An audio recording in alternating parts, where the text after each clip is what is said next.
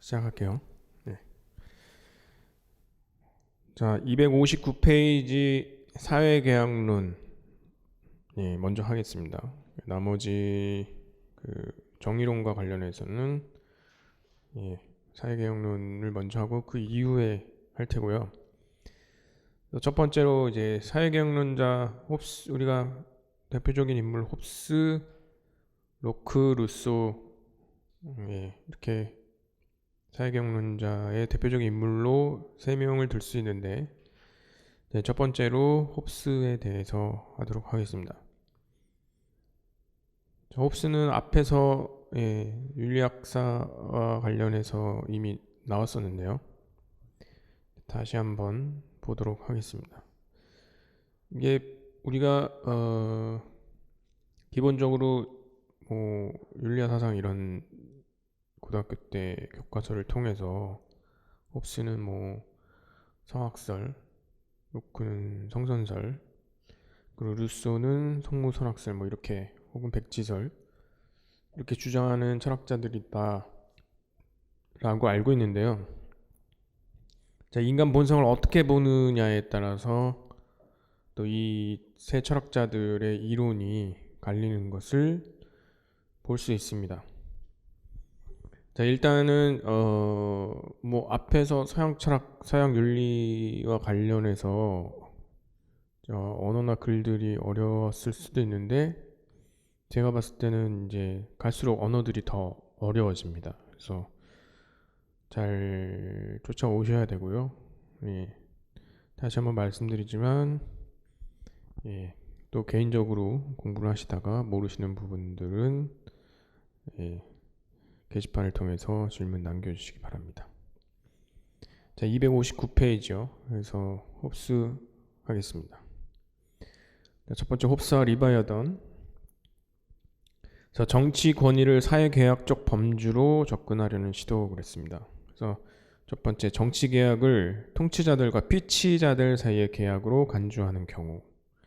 자, 이 경우 통치자들이 피치자들에게 일정한 혜택을 제공하는 대신에 피치자들은 통치자의 복종과 충성을 바친다는 내용이다.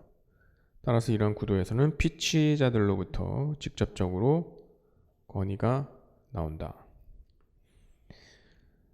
자, 피치자들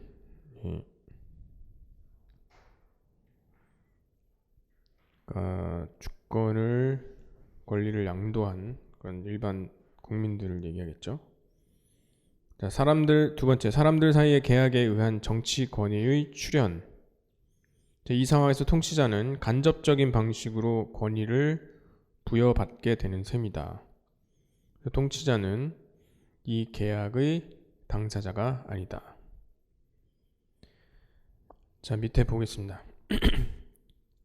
자, 정치 권위에 대한 사회계약적 비전이 풍미함에 따라 여러 가지 쟁점 사항이 대두되기 이르렀는데, 일반적으로 두 가지 문제가 주목할 만하다. 하나는 피통치자들 사이의 직접 계약 혹은 간접 계약에 의해서 통치자들이 정치 권위를 획득하게 되는 경우 사람들이 자신들의 모든 권리를 완전히 양도하는 완전 포기인가, 아니면 일정한 권리를 보유하면서 일정한 권한만을 양도하는 부분 포기인가 하는 점이다. 자, 전자의 경우, 완전 포기의 경우는 홉스의 리바이어던 계약과 루소의 주권자 계약이 대표적이고, 후자 부분 포기는 로크의 대리인 모델이 대표주의다.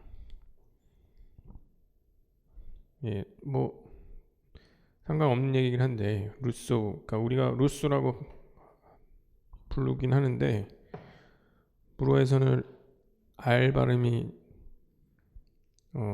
발음되지 않습니다. 후소라고 그래요. 원래 후소. 그러니까 R이 H 발음이 나요. 그래서 후소라고 부릅니다. 그래서 루소라고 하면 그 사람 못 알아들어요. 자, 그 다음 보겠습니다. 그리고 사회계약이 실제로 이루어지는 실질적 계약인가, 아니면 정치권이 도덕적인 정당성을 부여하는 것으로 만족하는 규범적 계약인가 하는 점도 중요한 쟁점 가운데 하나일 수밖에 없다. 그래서 실제적인 계약에 초점을 맞추는 경우 명시적 동의나 묵시적 동의 등 구체적인 동의의 절차가 요구된다고 할 수 있다.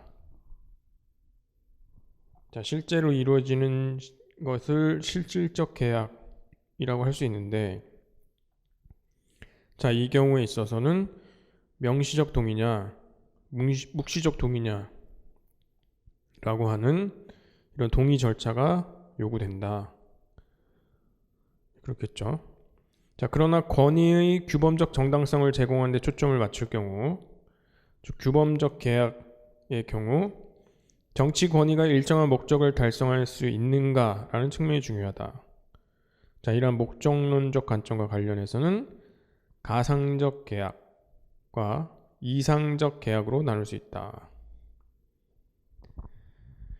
자, 가상적 계약이 일정한 조건 하에서 계약자들이 동의할 만한 내용에 초점을 맞추는 것이라면, 이상적 계약은 도덕적으로 이상적 조건을 갖춘 계약자들이 체결하게 되는 계약이다. 자, 가상적 계약이 홉스에게 발견된다면, 후자 이상적 계약은 루소의 특징이다. 예. 자, 한편 로크의 사회계약이 실질적 계약에 주안점을 두고 있는 발현론적 모델이라면, 홉스와 루소는 규범적 목적 달성에 주안점을 두는 목적론적 모델이라고 할 수 있다. 여러 가지 개념에 대한 명칭들이 나와 있습니다. 자, 두 번째, 홉스의 사회개혁론. 자, 그의 사회개혁론은 정부의 기원을 설명하고 있는 원초적 계약에 관한 것이라고 할 수 있다. 자, 인간의 정치 이전의 상태는 인류의 자연적 상태와 자연 상태라는 용어로 지칭되었다. 이것은 정치 사회가 자연적이 아닌 인위적인 것의 결과물이라는 함의를 갖고 있다. 홉스에게 인간은 본성상 평등하고 자유로운 존재이다. 하지만 자연적 평등과 자유는 모든 사람들에게 결코 유리한 조건은 아니다. 자, 인간은 본성상 평등하고 자유로운 존재이다. 그런데 이러한 평등과 자유가 결코 유리한 조건은 아니다. 왜? 인간은 악하기 때문에, 뭐 이런 식으로 인간 본성과 연관지어서 생각할 수 있습니다. 자, 먼저 홉스에 있어 인간의 자연적 평등은 인간 본성에 관한 하나의 엄연한 사실이다. 자, 모든 인간들은 본질적으로 비슷하며 인간들의 유사성이야말로 그들이 직면하게 되는 정치적 난관의 성격을 해명해준다. 자, 인간은 행위와 격정의 피조물이고, 그리고 인간의 행위는 격정에 달려있다. 그리고 격정은 다시 두 가지로 나뉜다. 하나는 욕망이고 하나는 혐오이다. 자, 인간은 행위와 격정의 피조물이고 행위는 격정에 달려있다. 그리고 이 격정은 욕망과 혐오이다. 두 개로 나눌 수 있는데 욕망과 혐오이다.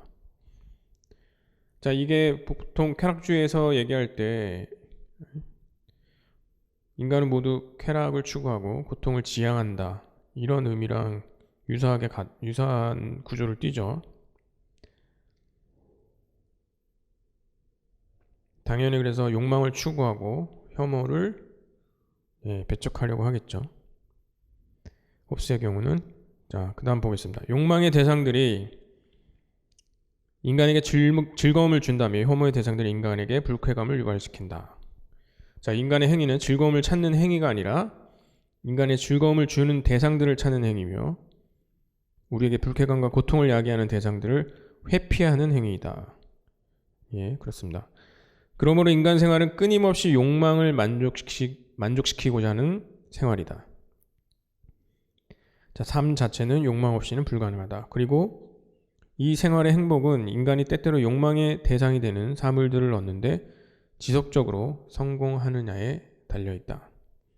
그러므로 인간이 이 땅에서 사는 동안 마음의 영원한 평화와 같은 것은 없다. 인간은 욕구하면서도 또 사고와 추론 능력을 가진 존재로 자신의 욕구를 달성하기 위한 수단을 찾는 데 필연적으로 몰두할 수밖에 없다. 홉스는 이것을 인간의 힘, 즉 권력이라고 지칭한다.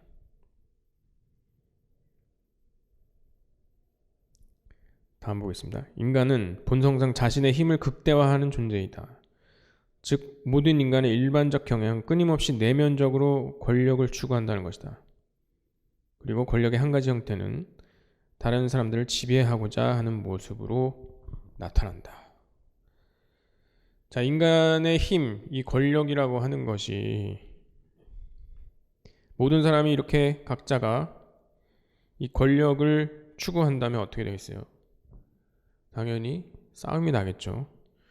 자, 이런 식으로 홉스가 왜 만인에 대한 투쟁이라고 얘기를 했는지 연관지어서 생각할 수 있습니다. 자, 따라서 인간의 생활은 권력을 위한 투쟁으로 치닫는다.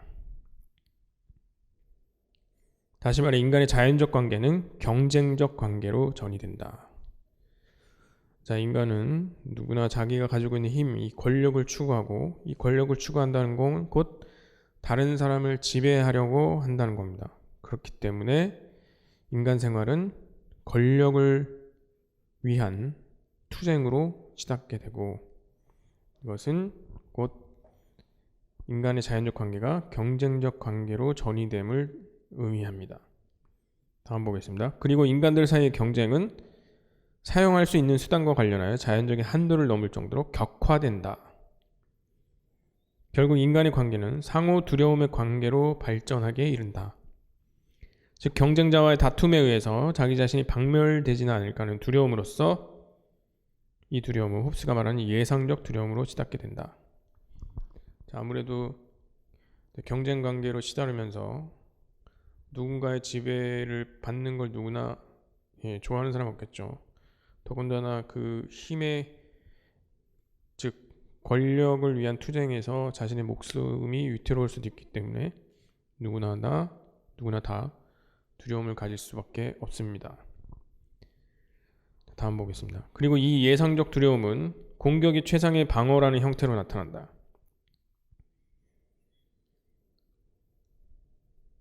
자, 쉽게 말해서 잡아먹히지 않으려면 먼저 잡아먹어야겠죠. 그러므로 경쟁과 두려움은 인간들 사이에서 야기되는 분쟁의 두 가지 주요 원인으로서 인간의 자연 상태를 만인에 대한 투쟁으로 만드는 요인이 된다. 자, 여기서는 이제 경쟁과 두려움을 얘기했었는데요. 앞에서 우리가 93페이지에서 보면요. 93페이지에서 이미 93페이지 마지막 단락 보시면 홉스는 자연 상태에서 인간 분쟁의 원인을 경쟁, 불신, 명예로 보고 있다라고 했습니다.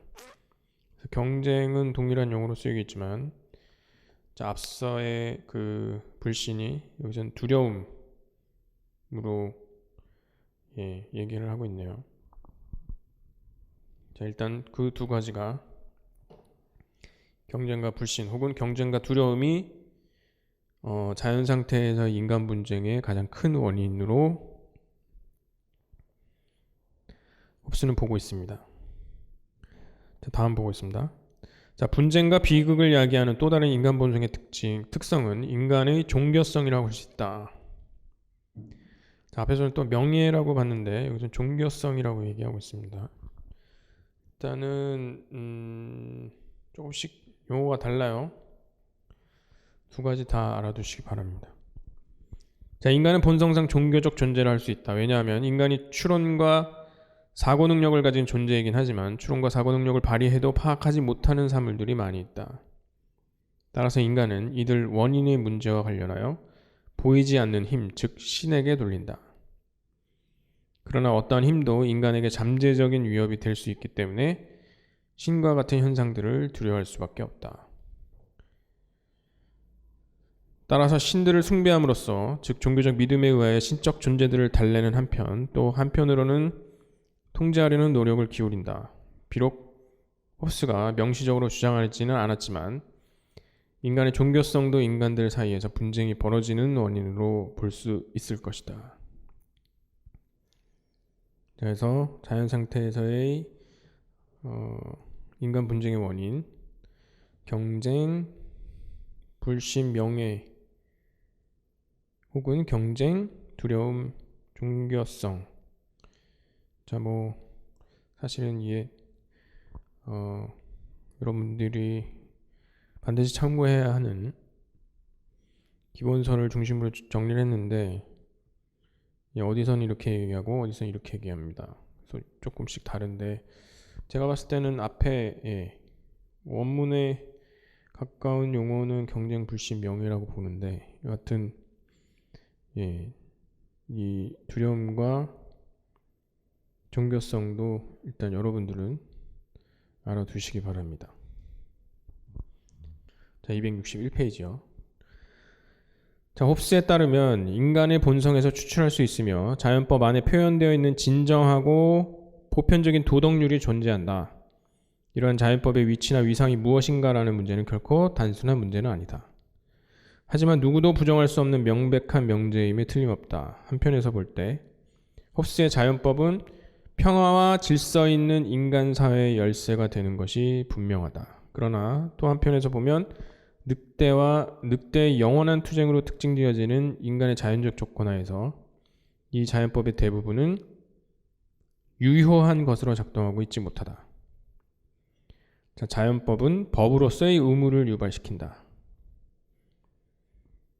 자, 앞서 홉스의 자연법은 평화와 질서 있는 인간 사회의 열쇠가 된 것이 분명하다. 그리고 이 자연법은 법으로서의 의무를 유발시킨다. 자, 다음이요. 그러나 인간 상호 간에 신뢰가 존재할 수 없는 투쟁 상태와 보편적인 두려움의 상태에서 사람들이 의무를 받아들이는 것은 가능하지 않을 뿐더러 또 합리적인 것도 아니다. 그렇죠? 다음 보겠습니다. 자, 자연권, 즉 자연 상태에서 인간 권리에 대한 홉스의 생각은 전면적인 자유에 대한 권리를 의미한다. 홉스 자신의 표현에 의하면 모든 사람은 모든 것에 대한 권리를 갖고 있으며 심지어 서로 간의 육체에 대한 권리를 갖고 있다. 자, 이 구절의 의미는 명백하다. 인간은 자신이 얻을 수 있는 모든 것에 대한 권리를 갖고 있으며 갈구하고 있는 어떠한 욕망도 추구할 수 있다. 왜냐하면 만인이 만인에 대한 투쟁이 일어나는 상황에서 부정의한 것은 아무것도 없기 때문이다. 즉 자연 상태에서는 옳은 것과 틀린 것, 정의와 부정의에 대한 개념이 존재할 수 없다. 자, 이 같은 상황이 자연 상태라면, 그러니까 자연 상태에서 옳은 것과 틀린 것, 정의와 부정의에 대한 개념이 존재할 수 없다는 거는 거의 우리가 사자가 토끼나 여우를 잡아먹는 걸 가지고 악하다거나 선하다거나 이런 도덕적 판단을 내리지 않잖아요. 그와 같은 거죠. 자, 이 같은 상황이 자연 상태라면 그것은 인간의 자연적 자유와 평등의 결과로서 사람들이 문제의 자연 상태를 떠나려고 선택한다는 것은 결코 놀라운 일이 아닐 것이다. 자, 인간은 격정과 욕망의 존재이지만 한편으로 생각하고 추론할 수 있는 존재이다.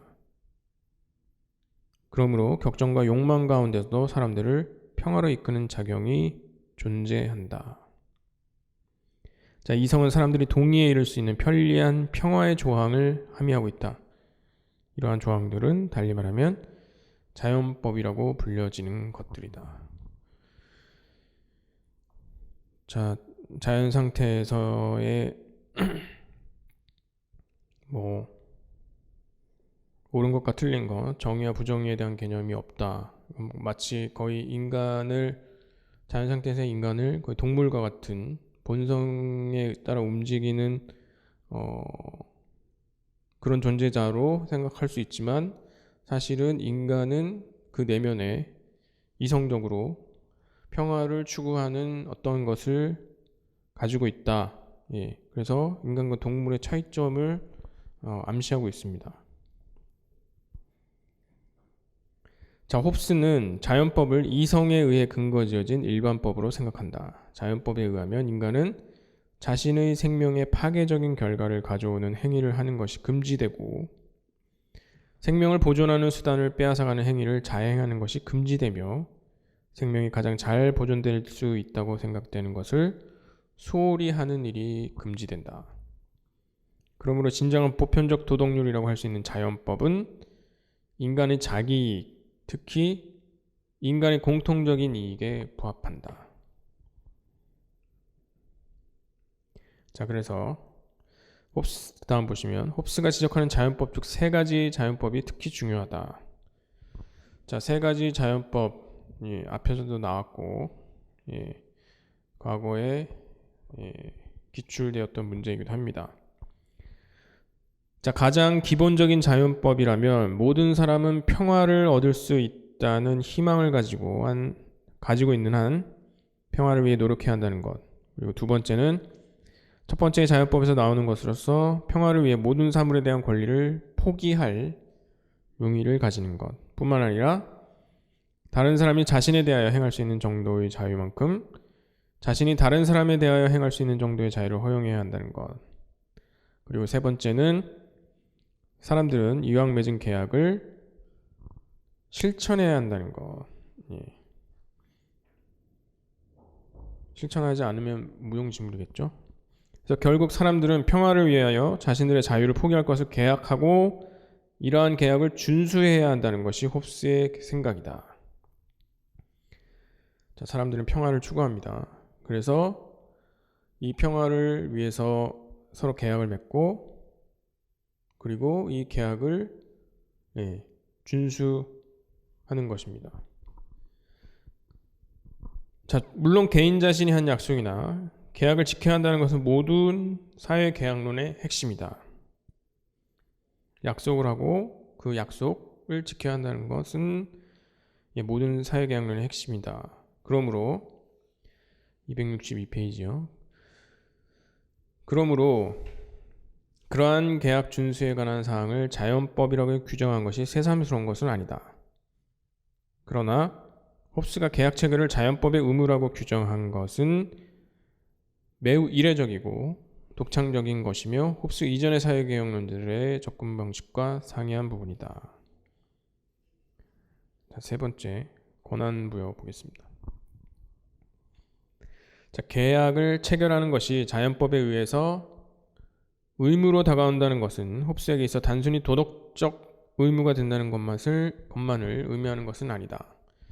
계약 체결은 또한 인간 본성에 필연적인 것으로서 인간이 욕망을 가지고 사고와 추론을 할 수 있는 능력을 가진 존재로서 이행할 것으로 추정되는 그러한 행위이기 때문이다. 자, 엄밀히 말한다면 계약 체결 행위는 다차원적인 계약의 성격을 지니는 계약이다. 즉 권리의 상호 양도인 셈이다. 계약을 맺는다는 사실은 계약의 당사자들이 미래의 어떤 행위를 이행할 것을 약속하는 것이다. 그렇죠? 특히 두 번째 자연법, 자, 평화를 위해 모든 사물에 대한 권리를 포기하는 것. 자, 이게 두 번째 자연법이라고 할 수 있는데요. 이것은 자연권의 포기를 시사한다. 하지만 자연권 포기는 그 자체만으로는 충분하지 않다. 자, 사람들이 자연권을 포기한다고 해도 자연상태 불안과 재앙의 근본적인 원인을 치유하는 데 있어 역부족이기 때문이다. 결국 중요한 것은 사람들을 두렵게 만들므로써 평화 유지를 가능한 한 것으로 만드는 공동의 권력이 부재하고 있다는 사실이다. 자, 자연법 첫 번째, 두 번째, 인간은 모두 평화를 추구하고 그 추구를 위해서, 평화 추구를 위해서는 포기를 해야 하는 것들이 있는데 이것만으로는 충분하지 않다. 그래서 사람들로부터 두려움의 대상이 필요하다라는 얘기를 하는 거죠. 자, 그것이 바로 공동의 권력이다. 그래서 홉스가 이 공동의 권력을 만들려고 하겠죠. 다음 보겠습니다. 자, 그러므로 사람들은 그들을 다스릴 주권자를 선정하고 옹립해야 한다. 그것은 마치 개인 각자가 다른 모든 사람에게 나는 그대가 그대의 권리를 그에게 양도하고 그의 모든 행위를 인정한다는 조건 하에 마찬가지로 나 자신을 다스릴 수 있는 나의 권리를 그 또는 그들 집단에 양도하고 권위를 부여한다라고 선언한다는 의미를 지닌다. 그러므로 이 계약의 상황에서 주권자인 통치자는 당사자가 아니다. 당사자가 아니다라는 거 앞에서도 나왔었죠. 자, 당연히 그 계약 하에서의 의무는 없다고 할 수 있다. 자, 계약의 당사자들은 공화국의 미래의 시민들로서 이들은 각기 이 계약에 의해서 주권자에 복종해야 할 첫 번째 의무를 가지고 있다. 자, 주권자인 통치자는 계약의 당사자가 아니기 때문에 의무를 지켜야 하는 건 없지만 반대로 계약을 맺었던 우리가 주권자가 아닌 피지배자들은 오히려 의무를 가지고 있다. 자, 각자는 자신을 통치할 수 있는 권리를 주권자에게 양도했으므로 주권자는 각 개인을 통치할 수 있는 권리를 보유하고 있다. 자, 한편 계약자들 각자는 동료 계약자들에게 이러한 내용의 약속을 했으므로 다른 시민들이 주권자에게 복종한다면 또 다른 의미에서 주권자에게 복종할 의무를 동료 시민들에게도 지는 셈이다. 자, 이와 관련하여 강조해야 할 중요한 사실은 자연 상태에서 개인들 간에 체결된 계약으로부터 직접적으로 정당한 정치 권위를 만들고 있다는 점이다. 정치 권위를 구축하는 일, 통치자를 선정하는 일, 아니면 통치 집단을 구축하는 일은 계약자들의 권한 부여 혹은 권한 위임 행위이다.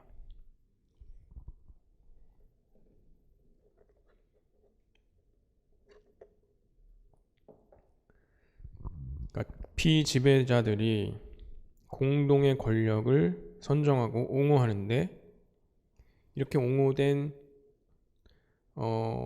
통치자는 계약의 당사자가 아니기 때문에 의무가 없습니다. 하지만 계약자들, 피지배자들은 계약 당사자로서 의무가 있고 이것은 그래서 통치자들에게 복종해야 하며 이러한 것을 우리가 권한 부여 혹은 권한 위임의 행위라고 한다. 자, 그 다음 권한 부여에 대해서 나옵니다. 자, 권한 부여란 무엇인가? 계약자가 문제의 위임자나 위임한 집단의 모든 행위나 판단을 자기 자신의 행위나 판단으로 인정하는 행위다.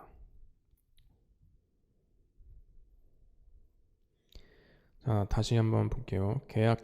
권한 부여란 계약자가 문제의 위임자나 위임한 집단의 모든 행위나 판단을 자기 자신의 행위나 판단으로 인정하는 행위다. 그러니까 내가 선정하고 옹립한 어떤 주권자가 하는 행위는 곧 나의 행위다. 이런 얘기죠. 권한부여에 의해서. 자, 이러한 논리에 의하여 주권자는 공화국 모든 시민들의 대표자가 되고 공화국의 유일한 일치와 단합의 원천이 된다. 주권자는 시민법을 만들 수 있는 권리를 포함하여 통치권에 관한 모든 권리를 획득했을 뿐만 아니라 사람들이 자연 상태에서 행사할 수 있었던 권리, 예를 들면 쟁점 사안에 대하여 시시비비를 가리고 판단할 수 있는 사법권과 같은 권리들도 보유하게 된다. 그 결과 법과 가치의 객관적인 척도가 구축된다. 따라서 주권자의 법에 불복종할 수 있는 권리는 없다. 그리고 그것을 비판할 수 있는 권리도 없다. 자, 이처럼 리바이어던의 권력은 막강하다. 막강한 권력을 가진 리바이어던을 감안할 때 너무나 과도한 권력을 주권자에게 부여함으로써 시민들에게 위협이 될 수 있지는 않을까? 이와 같은 의문이 당연히 생기겠죠. 자, 이러한 막강한 권력이 왜냐하면 마음대로 이 권력을 휘두를 수 있기 때문에 그것이 오히려 내가 권한 부여를 했음에도 불구하고 그것이 나에게 도리어 해가 되는 그런 영향을, 그런 결과를 끼칠 수 있는 것에 대한 의혹이 있습니다. 근데 홉스가 뭐라 그러냐면, 자, 주권자의 힘은 그것이 없을 때처럼 해악을 끼치는 것은 아니다. 자, 해악을 끼치지 않는답니다, 나한테는. 자, 마치 악처라도 있는 것이 없는 것보다 낫다는 논리처럼 들릴 수 있다. 자, 그 다음 권한위임인데요. 권한위임은 권위의 하위 개념으로 간주될 수 있다. 권한위임에서는 권한을 위임받은 사람의 자격이 중요한 것이 아니다. 자격은 중요하지 않다. 그래서 자격이 없다고 생각되는 사람에게 권한위임을 할 수 있는가 하면, 반대로 자격이 있다고 생각되는 사람에게 권한위임을 철회할 수도 있다. 자, 홉스에 있어 주권자로서의 리바이어더는 권한위임의 개념에서 성립된다. 자, 홉스에게 있어서 리바이어더는 권한위임의 개념에서 성립된다. 자, 홉스의 권한위임의 특징은 집단적 관계가 아니라 사적 관계라는 점에 있다. 즉, 주권자는 통치자와 비통치자 집단의 관계에서 체결되는 계약의 결과가 아니라 신민들 사이에서 이루어지는 계약의 결과이며, 이 계약은 신민 각자가 다른 사람들과 개별적으로 맺는 계약이다. 권한위임의 특징이 사적 관계이기 때문에 집단적인 관계에서의 체결되는 계약이 아니라 어떤 개인 대 개인으로서의 맺는 계약과 마찬가지다. 다음 보겠습니다. 이처럼 주권자의 권위가 사적 권한위임이라는 점에서 보면 의사와 환자 혹은 변호사와 의뢰인의 관계가 유사하다. 의사가 환자에 대하여 시술을 할 수 있는 이유는 환자가 그 시술 권한을 의사에게 부여했거나 위임했기 때문이다. 우리가 병원 갈 때 생각해 보세요. 자, 변호사와 의뢰인의 관계도 마찬가지다. 그렇지만 환자나 의뢰인이 의사나 변호사의 행동을 완벽하게 통제할 수는 없다. 자, 이는 신민들에 대한 주권자의 관계 또한 마찬가지라고 할 수 있다. 자, 그렇다면 신민들이 비교적 완벽하게 통제권을 행사할 수 없는 상황에서 권한위임을 받은 주권자로서 리바이어더의 매력은 무엇인가? 자, 내가 권한위임을 했으면 나의 어떤 의지에 따라서 이 사람을 완벽하게 컨트롤할 수 있어야 되는데 그렇지도 못한대요. 자, 그럼에도 불구하고 우리가 리바이어더에 대해서 매혹적으로 느낄 수 있는 그 무엇이 무엇이냐? 자, 그것은 자연 상태에서 보장된 평등 상태와 유사하게 신민들의 평등을 보장할 수 있다는 점이다. 자, 주권자는 비록 리바이어더로 통칭될 만큼 강력한 힘을 가졌으나 신민 개념의 선택과 결정의 결과이다. 즉, 신민 개개인의 권한 위임에 의해서 비로소 리바이어더니 출현하기 때문이다. 자, 여기서 신민 개인들이 권한을 위임 혹은 이전했다는 점은 민주적 권위가 성립한 것을 의미한다. 자, 통치권을 자연적으로 가지고 있는 것으로 상정되는 자연적 귀족 혹은 플라톤의 철인 왕과 같은 권한은 있을 수 없다. 자, 우리가 한 사람에게 한 표씩 주어지는 것 같은 것을 생각해 보면 평등의 개념이 거기에 있죠. 그래서 민주적 권위가 성립하는 것을 의미한다라고 했습니다. 그리고 이것은 플라톤의 철인왕 정치와는 다르다. 다음 보겠습니다. 그러나 문제가 있다. 정치적 권위를 구축함으로써 자연 상태에서 사람들이 향유해왔던 평등이 훼손될 수 있는 가능성이 있다. 자, 그렇다면 홉스의 개인들이 자연적 평등을 훼손하는 권위관계를 만드는 이유는 무엇인가? 자, 평등과 관련해서 민주적 권위가 성립하는 것을 리바이어던으로부터 볼 수 있는데, 근데 또 평등이 훼손되는 가능성이 있다라고 했습니다. 왜? 개인의 안전이 위협받을 때. 자, 특히 자연 상태에서 개인의 안전이 상호간의 위협을 받게 되는 이유는 세 가지이다.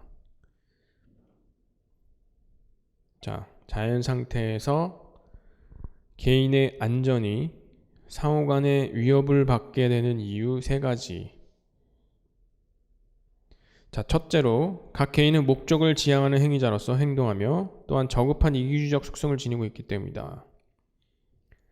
자, 두 번째로 사람들이 원하는 재화들이 제한되어 있기 때문에 모두가 자기 자신의 이익과 욕망을 만족스럽게 추구할 수 없다는 점에 주목할 필요가 있다. 자, 재화는 제한되어 있고 원하는 사람은 제한된 재화보다 더 많이 있고, 그러면 싸움이 나죠. 자, 세 번째로 나의 복지는 다른 사람의 복지만큼 중요하기 때문에 누구도 나의 희생을 요구할 수 없다는 점도 명백하다. 자, 이와 관련해서 이미 앞에서 홉스 할 때 나왔었습니다. 다시 한번 기억해 두시고요. 자, 이 세 가지 가운데 첫 번째와 두 번째 요소가 자연 상태를 전형적인 갈등 관계로 만드는 일상적인 요소이다. 첫 번째, 두 번째요. 자, 그리고 마지막 요소는 사람들 사이의 협력을 불가능한 것으로 만드는 결정적인 요소이다. 자, 자기 희생을 강요할 수 없다는 게 협력 불가능한 것을 만드는 요소. 그리고 모든 사람이 이기주의적 속성을 가지고 있고, 그리고 한정된 재화, 그것은 자연 상태를 전형적인 갈등 관계로 만드는 일상적 요소라는 거 기억해 두시고요. 자, 264페이지요. 그래서 홉스는 이러한 상황을 방치함으로써 사람들이 안전에 위협을 받아 자멸하게 되는 상황을 반자연법적 붕괴 상황으로 간주한다. 자, 이러한 사태를 방지하기 위한 대안이 주권자의 구축이다. 그러나 주권자의 권위는 어디까지는 위임받은 권위의 범주이기 때문에 그 권위 소지자가 인식론적으로나 도덕적으로 탁월한 능력이나 덕목의 소유자가 될 필요는 없다. 자, 이 점에서는 철인왕과 비교된다. 자, 다음 보겠습니다. 자, 사람들로부터 협력을 보장하기 위하여 출연하는 홉스의 리바이어던은 플라톤의 철인왕처럼 전문가의 권위를 가질 필요는 없다. 다만 사람들 가운데 협력을 거부하는 무임승차자를 적발하고 제재하는 것이 리바이어던의 주요 임무이며 역할이다. 자, 리바이어던의 주요 역할은 우리가 흔히 잘하는 사람은 칭찬해주고 잘못한 사람은, 잘못을 저지른 사람은 벌하고 또 격려를 해주고 이렇게 할 수 있는데, 리바이어던의 주요 역할은 주로 잘못하는 행동을 하는 사람을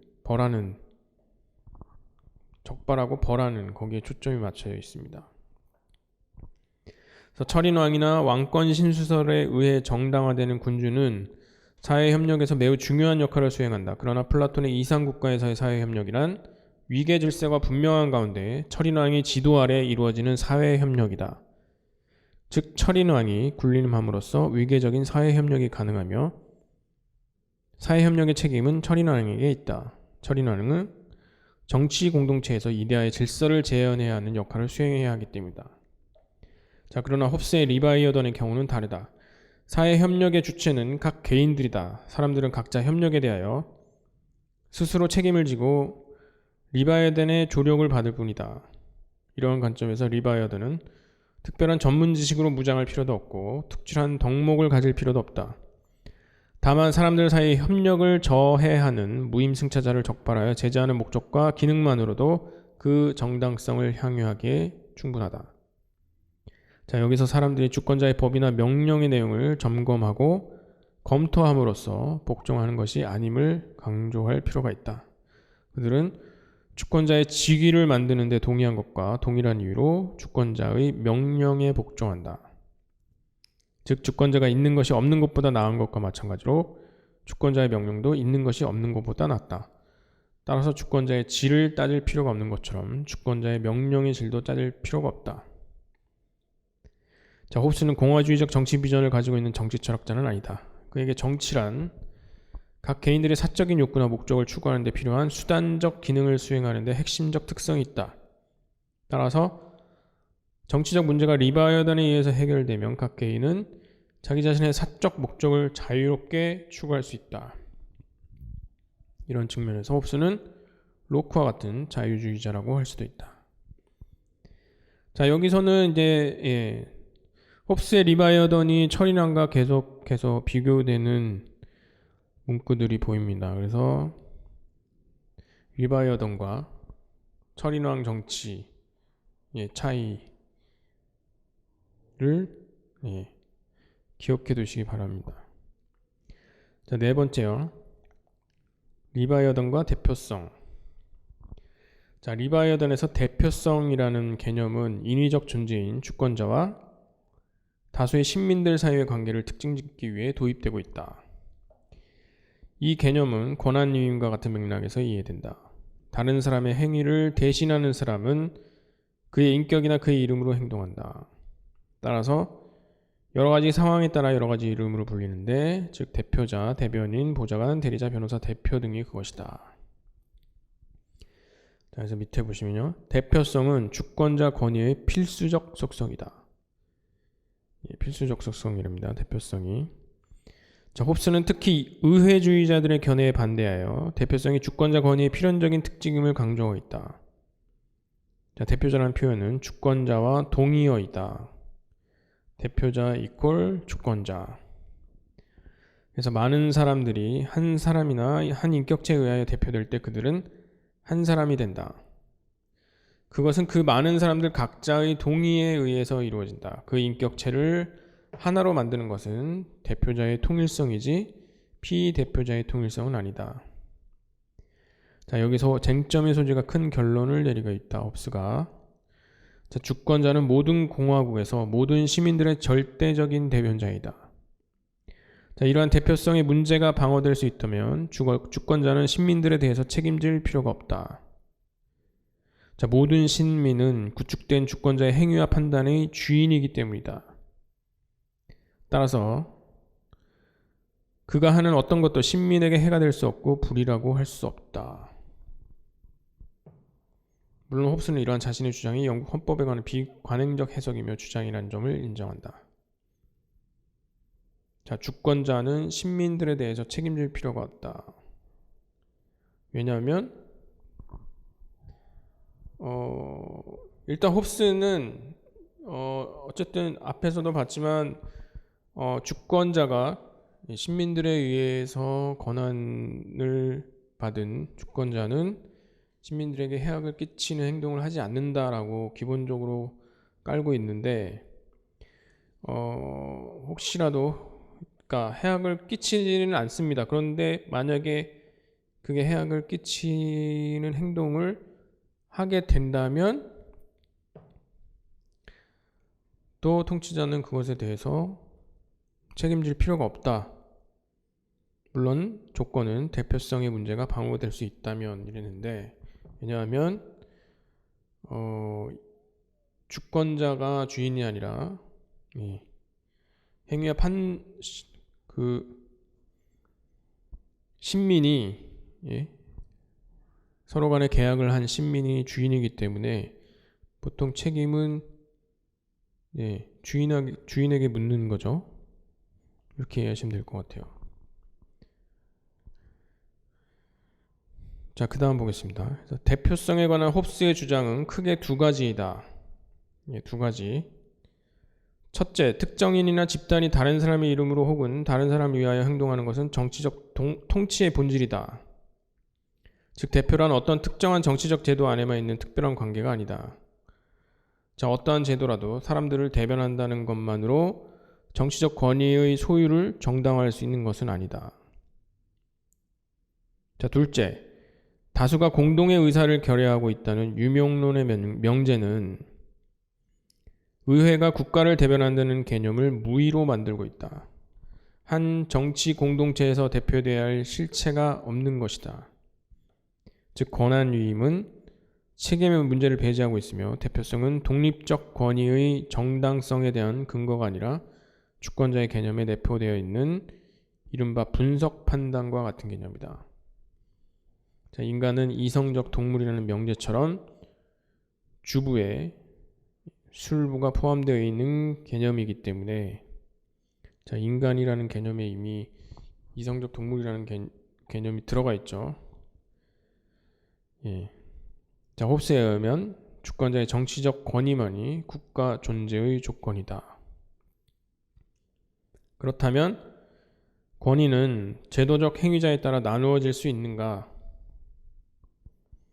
주권자가 있는 곳에는 동일한 사람들을 대표하는 또 다른 대표자가 있을 수 없고 다만 제한된 주권자에 대한 특별한 목적만이 있을 뿐이다. 그래서 만일 2명의 주권자가 존재한다면 모든 사람은 두 행위자에 의해 대표될 수밖에 없는데 이는 부조리한 일이다. 만일 군주제 하에서 독립적 권위를 의회에 부여하게 되면 나누어질 수 없는 권력이 나누어지는 사태가 발생하고 사람들은 주권자가 구축된 목적과는 달리 전쟁 상태에 함몰된다. 이 맥락에서 홉스는 권위의 효율성 문제를 제기하고 있는 셈이다. 자, 홉스에 의하면 권위를 부여할 수 있는 방법은 3가지다. 어쨌든 이 권위를 부여하는 데 있어서 한 명의 주권자에게 부여하지 둘로 나뉘어서 부여할 수 없다라는 얘기를 하고 그 다음에 그 권위 부여의 방법 3가지를 얘기합니다. 첫째, 권위를 한 사람 안에 부여하는 방안이다. 자, 문제의 주권자 단독으로 다른 모든 사람들을 대표한다. 이때 비효율은 없다.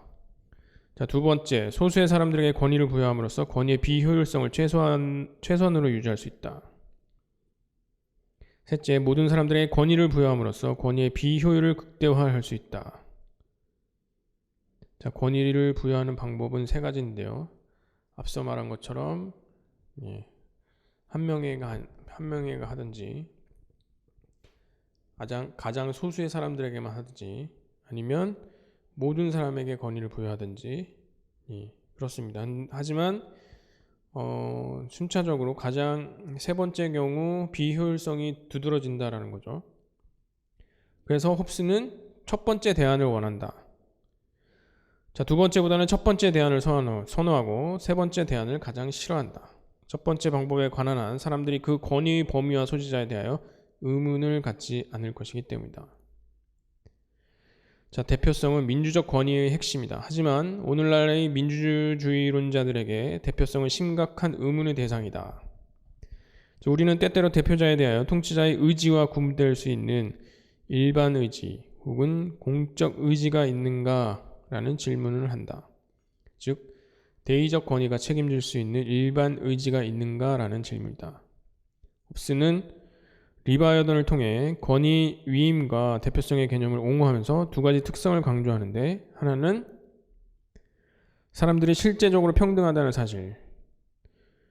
리바이어던의 옹립 과정을 보더라도 시민들이 상호간에 평등하기 때문에 리바이어던을 세울 수 있었다는 점이 중요하다. 자, 계약은 평등한 존재들 사이에 맺어지는 약속이기 때문이다. 평등과 관련해서 앞에서 또 나왔던 내용이죠. 자, 또 한편으로는 리바이어던의 권위는 그 자체가 목적이 될 수 없는 수단적 개념이다. 즉, 밑에 보시면요. 사람들이 안전과 평화 속에 살아가기 위해 수단적으로 옹립하는 정치 권위가 주권자의 권위다. 리바이어던은 비록 사람들 사이의 평등한 관계에서 출현했지만 주권자로서 리바이어던과 일반 시민들과의 관계는 결코 평등한 관계는 아니다. 자, 왜냐하면 리바이어던의 법과 명령에 대해 시민들은 복종해야 하는 불평등한 관계이기 때문이다. 홉스는 주권자의 옹립으로 인해 발생되는 이 불평등의 문제를 두 가지 방식으로 해결하고자 한다. 자, 모든 평등한 사람들이 1인 1표로 권한 위임을 해서 주권자를 세우고 옹립했는데 주권자가 세워지고 옹립되는 그것으로 인해서 주권자와 일반 시민들과의 불평등이 발생한다. 그래서 이러한 문제를 홉스가 해결하기 위해서 두 가지를 제시한다. 그래서 그겁니다. 첫째로 리바이어던이 수행하는 업무는 최소한의 정치적인 문제에 국한된다. 홉스가 민주정보다 군주정을 선언하는 것도 리바이어던이 할 수 있는 역할을 최소화하기 위한 것으로 볼 수 있다. 자, 역할을 최소화하기 위한, 그리고 최소한의 정치적인 문제에 국한해서 역할을 최소화한다. 자, 아까 리바이어던의 주요 임무가 그거였잖아요. 그냥 협력을 거부하는 그런 무임승차자를 적발하고 제재하는 것, 그런 측면에서 리바이어던의 임무 혹은 역할이 제한되어 있죠.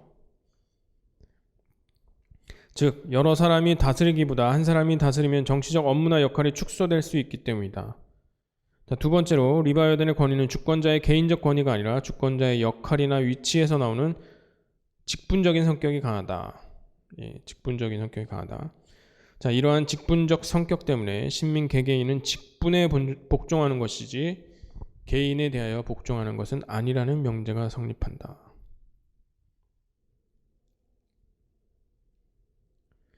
그래서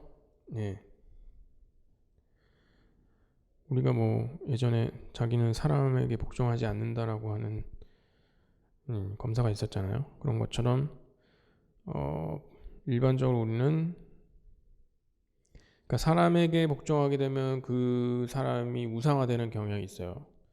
그렇기 때문에 여기 나온 것처럼 직분에 복종하는 것이 개인에 대하여 복종하는 것은 아니다 라고 하고요.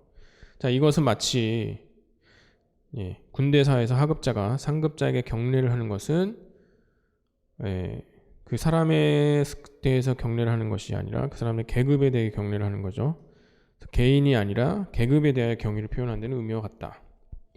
자, 리바이어던의 권위에 우리는 무조건 복종해야 하는가? 홉스는 만일 리바이어던의 명령과 법에 대해 시시비비를 가른다면 그것은 충고일 뿐 명령은 아니라는 입장이다. 리바이어던이 명령을 내릴 때는 일상적인 경우가 아닐 것이다. 따라서 일상적이 아닌 비상사태에서 리바이어던의 명령에 대해 시시비비를 가리는 상황이 발생한다면 그것은 문제 해결이 아니라 문제 악화를 의미할 뿐이다. 자, 이 리바이어던의 역할은 최소한의 정치적 문제에서의 최소한의 역할입니다. 그렇기 때문에 리바이어던이 명령을 내리는 일이 드물어요. 드무는데도 불구하고 명령을 내린다라는 것은 급박한 일이 있다라는 거죠. 그런데 그거에 대해서 시시비비를 따진다면 그것은 오히려 문제 악화를 의미한다. 그리고 기본적으로 말씀드렸다시피 홉스에게서 리바이어던 주권자는 신민들에게 해악을 끼치는 일을 하지 않습니다. 그렇기 때문에 더군다나 최소한의 역할에서의 해악을 끼치지 않는 주권자가 명령을 내린다면 거기에 대해서 시시비비를 따질 필요가 없다. 이런 의미로 해석할 수 있겠죠. 자, 홉스의 리바이어던은 그 존재 자체가 절대적이 아니라 그 권위에 신민들이 이의를 달아서는 안 된다는 점에서 절대적이다. 존재 자체가 절대적이라고 한다면 사람에게 복종하는 셈이 되는 거죠. 자, 다섯 번째, 홉스의 계약론에서 목적론의 문제. 자, 계약주의에서 정치 권위를 정당화시키는 방식은 두 가지다. 하나는 목적론적 방식으로 정당화시키는 방안이고 또 하나는 발현론적인 방식으로 정당화시키는 방안이다. 자, 목적론적인 정당화는 정치제도나 통치자들이 수행하고 있는 목적과 역할의 관점에 의해서 정치 권위를 정당화시킨다. 이에 비해 발현론적 정당화는 정치 권위가 발생하는 과정에서 나오는 절차주의적 특성에 의해서 정당화된다. 자, 목적론적 정당화는 일련의 목적들을 설정하고 정치 권위가 이러한 목적들을 어떻게 달성하고 있는지 혹은 달성할 수 있을 것인지에 초점을 맞추어 정치 권위를 정당화시킨다. 자, 목적론적 정당화가 이렇다. 자, 대조적으로 발현론적 정당화는 특정한 형태의 제약 조건들을 설정한다. 즉 정치 권위가 출현하게 되는 과정에서 작용하는 제약 조건들로서 계약자들의 자유 선택이나 동의의 표시 등이 관건이다. 이런 관점에서 볼 때 홉스에 있어서 리바이어던의 구축은 자연 상태에서 만인의 만인에 대한 전쟁이 불가피하기 때문에 이를 방지하기 위한 필요성과 당위성의 차원에서 목적론적으로 정당화된다. 물론 홉스주의자들에게도 리바이어던이 자연 상태에 있는 사람들의 동의에 의해서 나타난다고 주장할 수 있는 여지가 없는 것은 아니다. 하지만 엄밀한 의미에서 실질적 동의 여부 문제는 홉스보다 로크의 사회개혁론에 부합하는 방식으로 간주되어야 할 것이다. 자, 로크의 경우 사람들은 계약에 의해서 구속되지만 홉스의 경우 사람들은 계약에 대해서 구속된다. 자, 양자의 차이는 계약에 의해서 구속되는 사람들은 문제 계약을 특정한 시점에서 맺었다는 사실이 중요하다. 계약의 효력은 계약이 맺어진 조건과 시점에 의해서 발생하기 때문이다. 그렇죠? 자, 이에 비해서 사람들이 계약에 대하여 구속될 경우 중요한 것은 계약의 시점이 아니라 계약의 내용이다. 자, 그래서 홉스와 로크의 사회 계약론에 부합하는 방식이 다르다는 거. 로크는 계약에 의해서, 그리고 홉스는 계약에 대해서. 계약에 의해서는 그 시점이 중요한 거고 계약에 대해서는 내용이 중요하다. 기억해 두시고요. 그래서 홉스식의 목적론적 정당화와 정치 권위를 정당화시키는 데는 한계가 있다. 첫째, 홉스가 지적하는 목적적 가치들이 자명한지의 문제이며 둘째는 계약자들의 자유의지와 자율성에 관한 문제이다. 홉스의 목적론적 정당화는 일정한 목적 혹은 목적적 가치들의 정당성을 전제로 한다. 홉스가 명시하고 있는 인간의 목적은 본질적인 것이다. 즉, 인간의 목적은 평화와 안전이다. 평화와 안전은 전쟁이 없는 상태로 소극적 개념 규정이다. 평화는 가치관과 이해관계가 다른 사람들이 이른바 모두스 비벤디,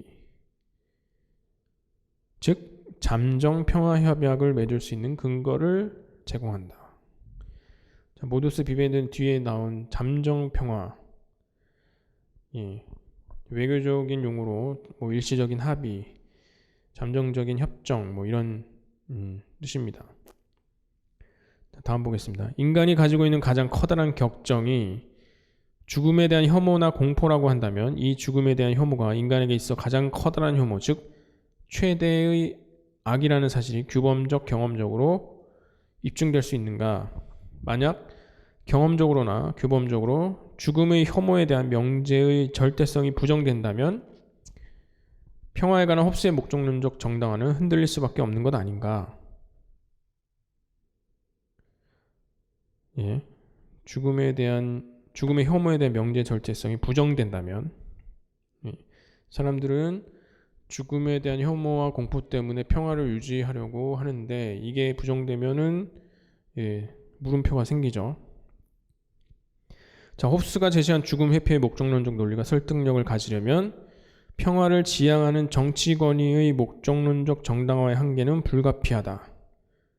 자, 평화를 지향하는 정치 권위의 목적론적 정당화가 가지는 한계는 사회계약론의 핵심이라 할 수 있는 인간의 선택과 자유의지의 영역을 매우 비좁게 만든다. 왜냐하면 목적론적 정당화는 목적에 초점을 맞추고 있는 반면 이를 위한 수단의 선택을 이른바 자녀적 범주로 간주하는 경향이 있기 때문이다.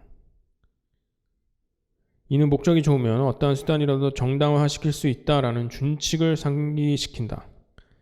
그러나 목적 만능주의는 평화이건 아니면 또 다른 정치적 이상이건 간에 인간의 자발성이나 자율성에 대한 도전으로 다가올 가능성이 있다. 실상 이런 목적론적 정당화가 가지고 있는 문제점은 후견인주의를 정당화시키고 있다는 사실이다.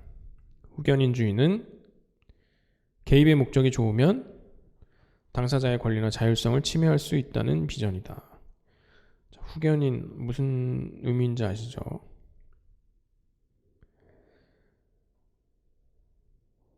뭐 예를 들어서 미성년의 경우 후견인 제도가 있잖아요. 근데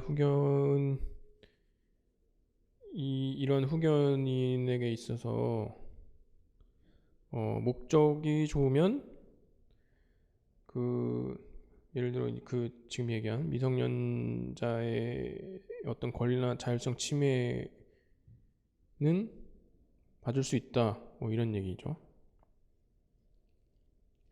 자, 다음 보겠습니다. 계약론적 구도는 목적보다 행위자의 자율적 판단과 결단을 존중하기 위한 구도이다.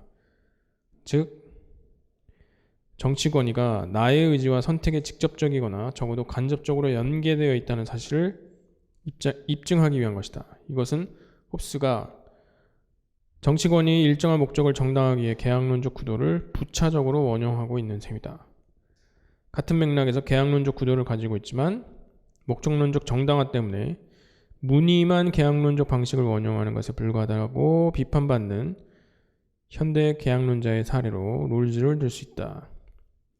자, 롤즈는 정의의 원리를 구축하기 위해 무지의 베일을 쓴 사람들이 계약을 맺는 가상적인 사회계약론 방법론을 원용하고 있다. 그러나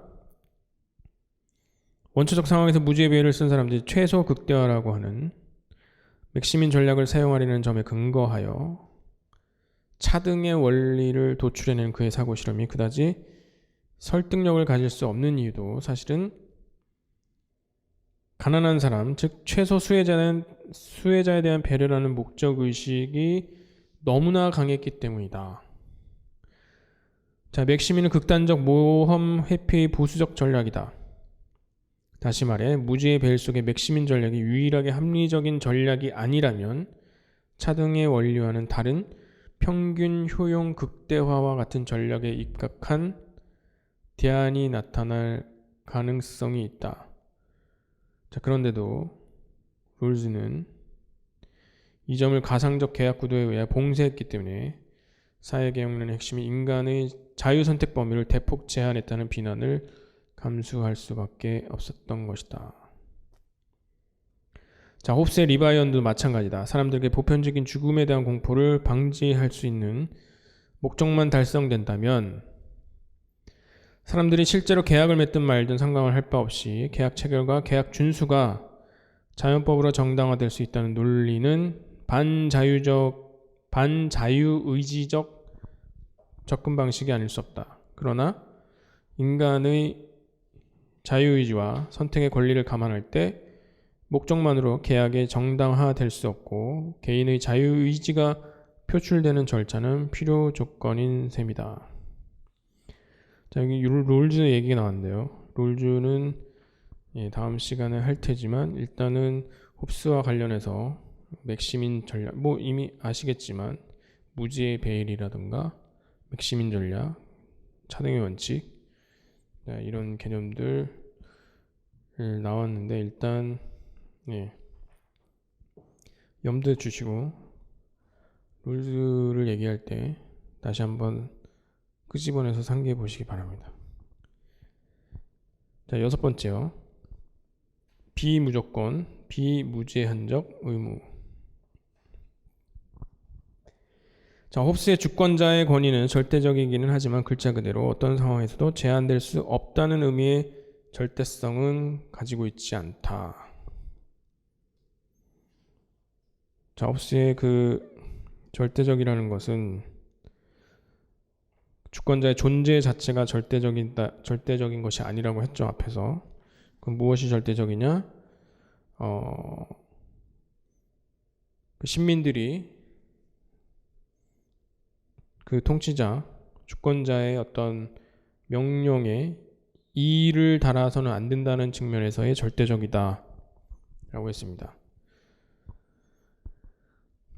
자, 홉스에 의하면 주권자는 통치할 수 있는 절대적인 권위를 보유하고 있으며 또한 자신의 권위 사용에 있어 신 이외의 누구에게도 책임질 필요가 없다.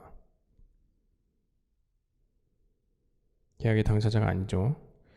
그러나 그럼에도 불구하고 주권자에 복종해야 할 신민의 의무가 무조건적이고 무제한적인 것만은 아니다.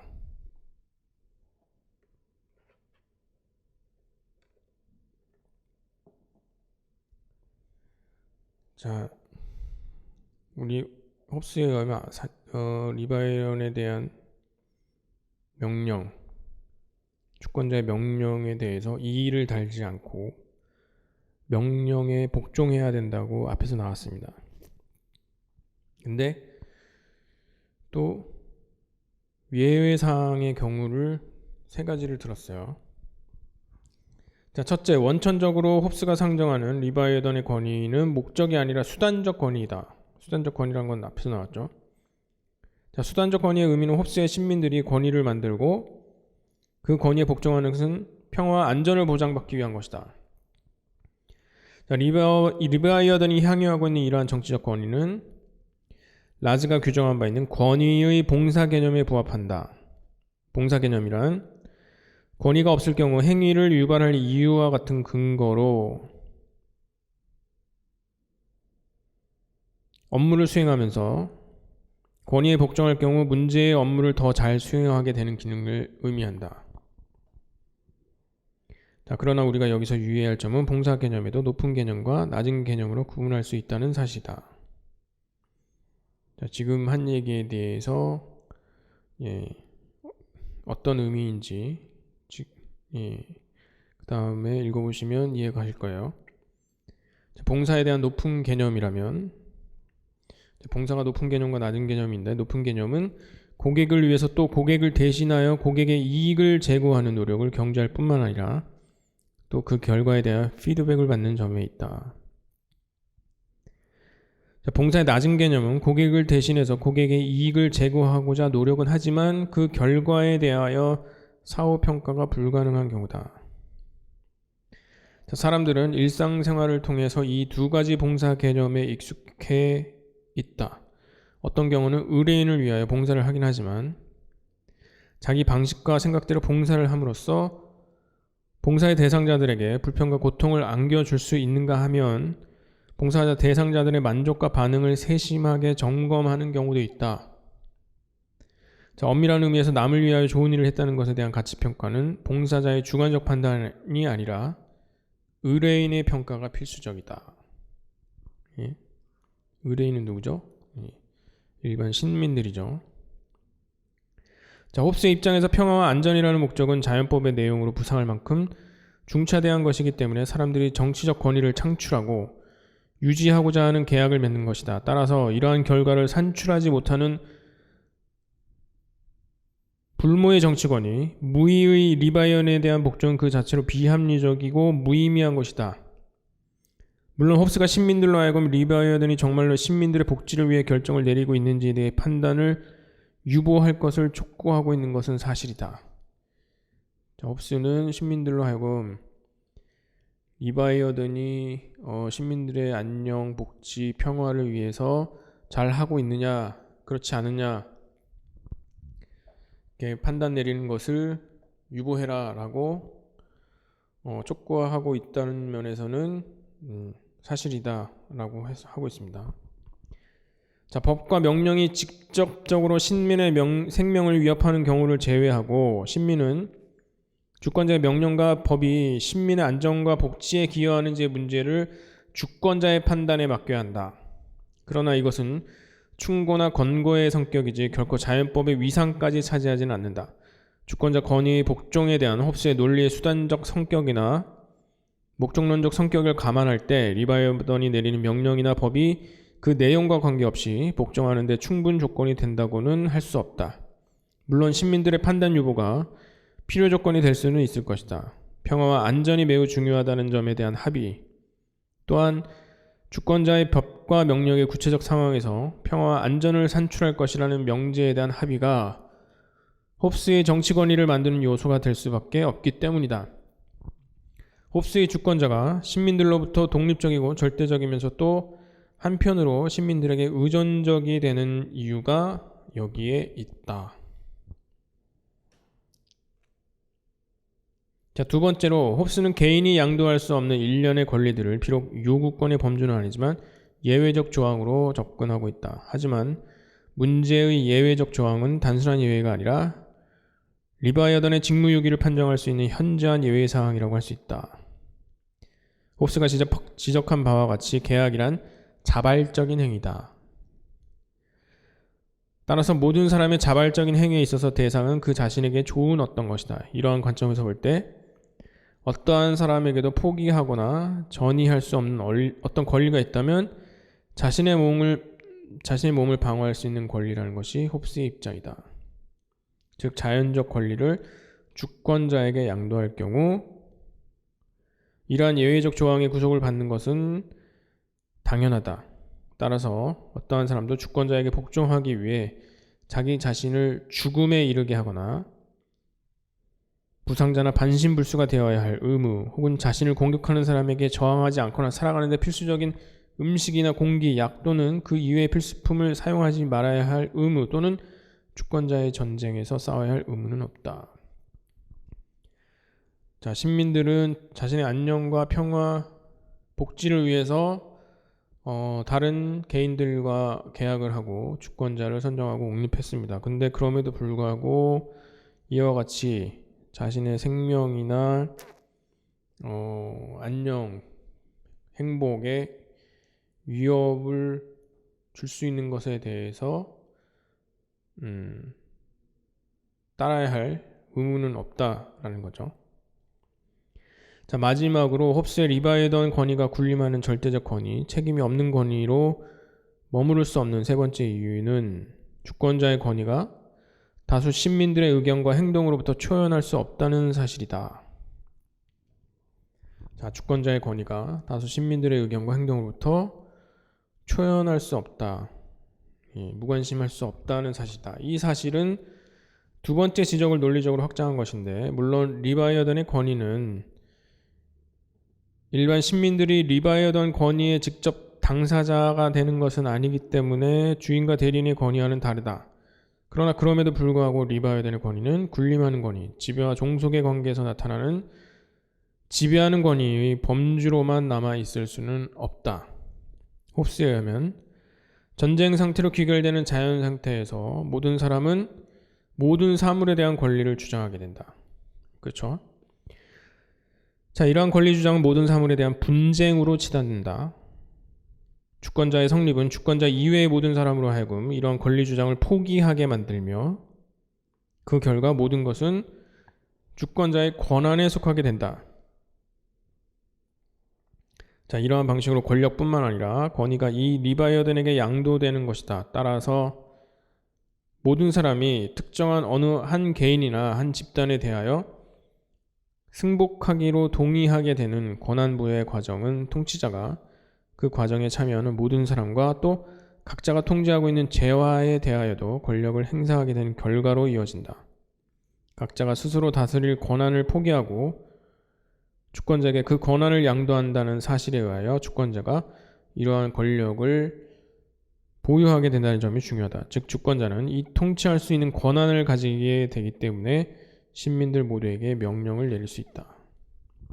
자, 그러나 혹시 일련의 비판 의식을 가진 사람들이 주권자의 통치가 그들 자신의 생명을 위협한다고 느낀다면 어떤 사태가 일어날까?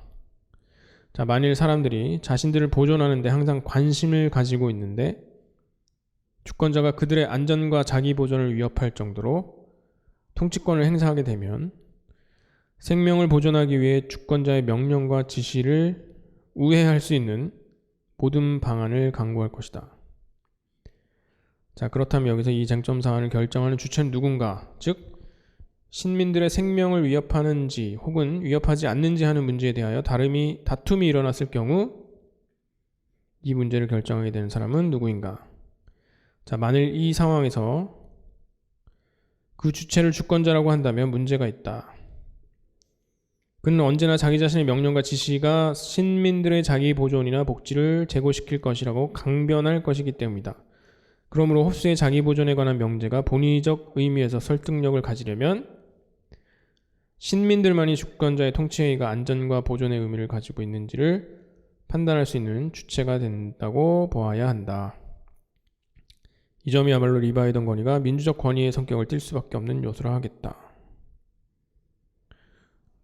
자, 270페이지 앞에서도 이와 비슷한 질문이 나왔지만 이런 강력한 어떤 권력을 가지고 있는 리바이어던 주권자에게 있어서 항상 제기될 수 있는 물음이에요.